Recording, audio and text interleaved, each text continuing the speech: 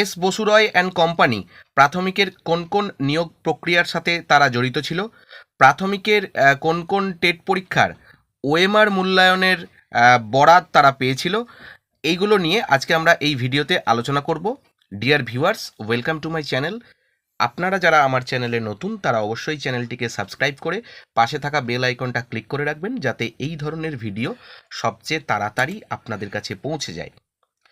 তো S বসুরাই and company এটা এখন একটা সবচেয়ে বিতর্কিত একটা ফ্রেজ বা একটা নাম।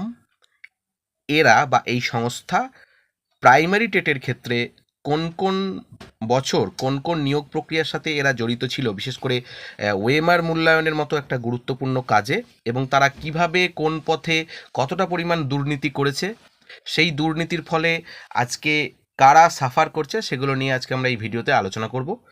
তো প্রথমে যেটা আমরা দেখেছি যে বর্তমান রাজ্য সরকার 2011 সালে ক্ষমতায় আসার পর থেকে যে পরীক্ষাগুলো নিয়েছে শিক্ষক নিয়োগের ক্ষেত্রে, সেটা প্রথমেই হচ্ছে 2022 সালের প্রাইমারি টেট পরীক্ষা। এরপরে আমরা দেখেছি যে 2014 সালের সেই বহু বিতর্কিত প্রাথমিকের টেট পরীক্ষা, যেটা নিয়ে প্রচুর প্রশ্ন, প্রচুর কোর্ট কেস ইত্যাদি আদালতে রয়েছে।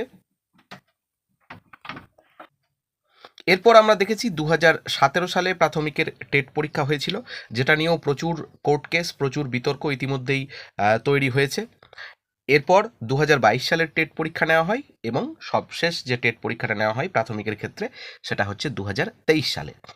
এর মাঝে আপার প্রাইমারির একটা টেট পরীক্ষা নিয়েছিল, যেটা 2014 সালে সংগঠিত হয়, এবং যেটা এখনও সম্পূর্ণভাবে সমস্ত ক্যান্ডিডেটরা এখনও স্কুলের মুখ দেখতে পায়নি বা পেরে ওঠেনি, বিভিন্ন আদালতের গেরোয় বা মামলার গেরোয়।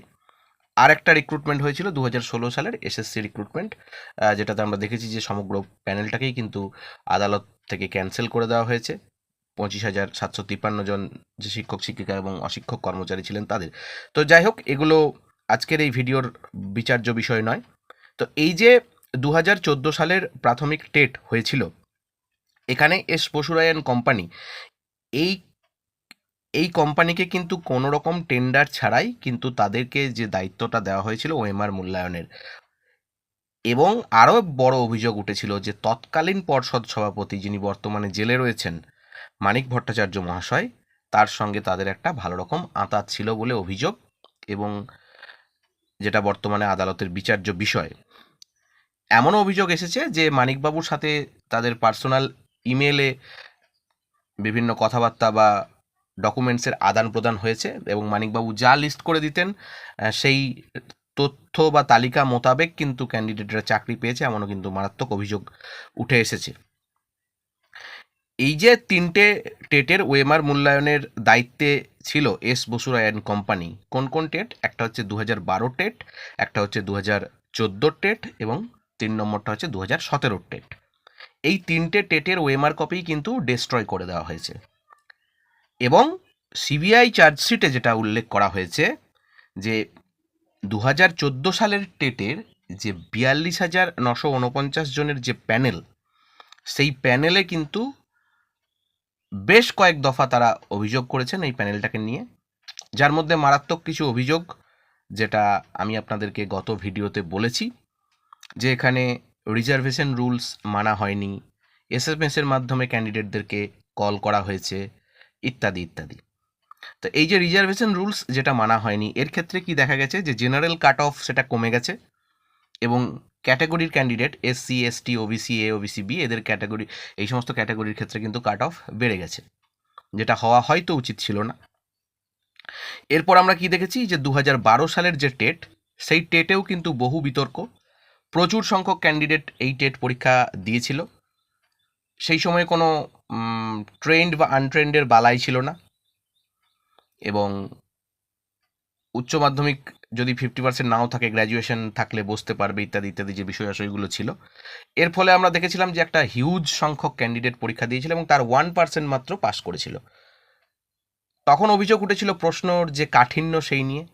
এমন অনেককে বলতে শুনেছি যে 2012 সালের টেটের প্রশ্নের থেকে ডাব্লিউবিসিএস পরীক্ষার প্রশ্ন অনেক সহজ হয়, যারা চাকরি করছে তারা কেন ডাব্লিউবিসিএস দিচ্ছে না, তারা খুব সহজেই ডাব্লিউবিসিএস আইএসের মতো পরীক্ষায় তারা কোয়ালিফাই করে যাবে।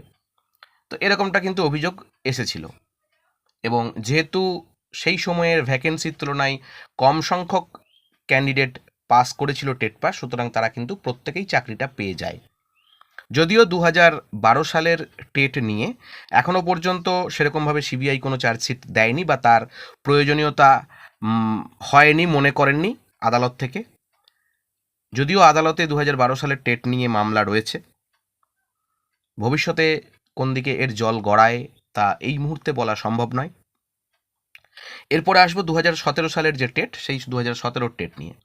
2017 সালে 9,000 সামথিং কিছু ক্যান্ডিডেট পাশ করেছিল, এবং এই 2017 সালের টেটেও কিন্তু দায়িত্বপ্রাপ্ত ছিল ওএমআর মূল্যায়নের S Basuroy and company. 2017 TET নিয়েও কিন্তু একটা মারাত্মক অভিযোগ আছে যে এক্ষেত্রেও কিন্তু তারা ওএমআরকে ডিস্ট্রয় করে দিয়েছে নির্দিষ্ট সময়ের আগেই, এবং 2017 টেটেও কিন্তু কোনো রকম টেন্ডার ছাড়া তারা কিন্তু বরাদ পেয়েছিল বা দায়িত্বপ্রাপ্ত হয়েছিল। তো এই যে এখন সামগ্রিক যে তিনটে টেট 12, 14 এবং 17, এর মধ্যে সবথেকে কঠিন পরিস্থিতিতে দাঁড়িয়ে 2014 টেট, যদিও এভাবে র্যাঙ্কিং করা উচিত নয়। নাম্বার 2তে আমি রাখবো 2017 টেটকে, এবং নাম্বার 3-এ রাখবো 2012 টেটকে।